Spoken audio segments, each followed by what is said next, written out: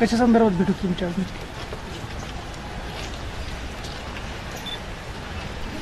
खरं बोलू का खोटं बोलू? खरंच सांगा, जे बोला ते सांगा.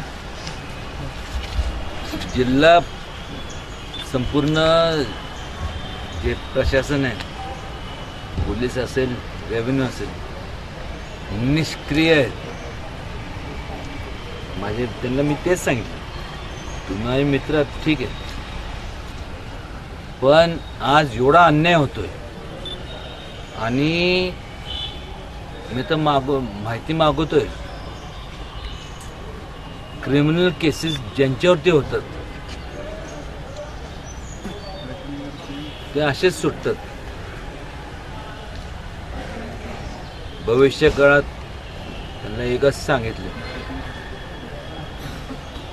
सर्वसामान्यावरती, माणसावरती अन्याय होऊन देणार नाही.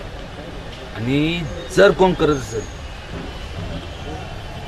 तुमच्याकडे हे दम नसेल ना, तर उदयनराजेंचा दम अजून गेलेला नाही. वाटेल त्या परिस्थितीत सर्वसामान्य माणसं ही सुरक्षित राहिली पाहिजे. गोर गरिबांवरती जर कोणी फायरिंग करत असेल, काय अर्थ होतो? मग ह्याच्या मागं कोण? ह्याचा तरी तपास लागला पाहिजे का नाही?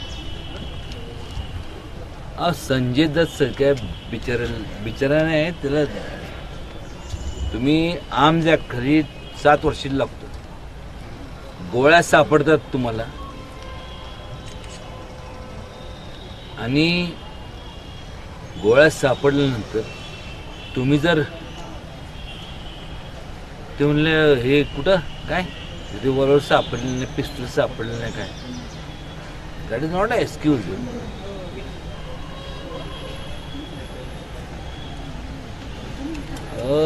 ची लायकीच नाही सांगतो, मीच दाखवतो.